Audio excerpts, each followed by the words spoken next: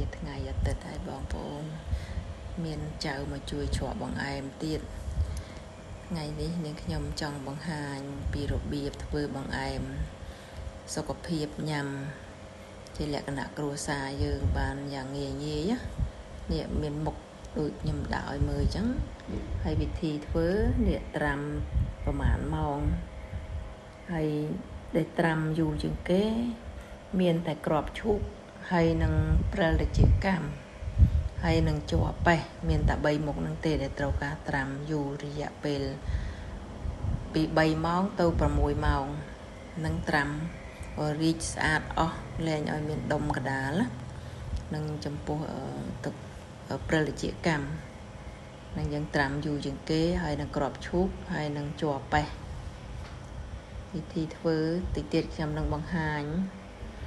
តែត្រាំហ្នឹងយើងត្រាំឲ្យលឿនប្រើទឹកក្តៅឃុំចាក់ត្រាំហើយដូចជាព្រិលត្រចៀកកម្មហ្នឹងយើងលាងសម្អាតដាក់កញ្ឆេង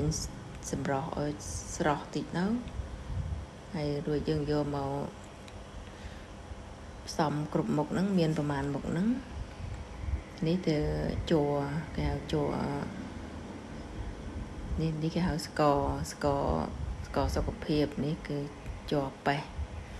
សុខភាពសិតតែគ្រឿងធម្មជាតិរុក្ខជាតិទាំងអស់ដំបូងឡើយអ្នកយើងស្ងោរគ្រាប់ឈូកមុនគេស្ងោររយៈពេលឲ្យវាផុយប្រហែលជា10នាទីផុយហើយព្រោះអីយើងត្រាំយូរម៉ោងដែរពេលដែលផុយហើយយើងដំបូងយើងដាក់អំបិលមកចុងលាព្រាកាហ្វេមកដោយឲ្យកាត់ជាតិផ្អែមតិចណាឲ្យផ្អែមមុតតិចប៉ុន្តែយើងអត់ប្រើស្ករច្រើនទេគឺប្រើតែស្ករក្រាមតិចបំផុតហើយយើងដាក់មុខដែលយើងត្រូវដាក់នឹងមកនេះមុខណាយើងរឹងជាងគេយើងដាក់មុនងាយធ្វើទេបងប្អូននេះហើយនឹងក្របទូគីហ្នឹងយើងដាក់ក្រោយគេដោយសារគ្រាប់ហ្នឹងយើងទុកយូរចូលទូទឹកកកទៅវារៀងជូរអញ្ចឹងយើងកុំដាក់ឲ្យរីកយូរយើងទុកតែមកពុះប្រហែលជាចូល5នាទីពុះប្រហែលជា5នាទីយើងបិទទៅទុកចង់ញ៉ាំក្តៅក៏បានទុកខ្លះសេចូលទូទឹកកកក៏បានច្រកដបដូចខ្ញុំអញ្ចឹងពេលយើងញ៉ាំអត់អស់យើងច្រកចូលដាក់ដបចូលទូទឹកកកតិចដូចខ្ញុំបង្ហាញមុនអញ្ចឹងនេះគេហៅថា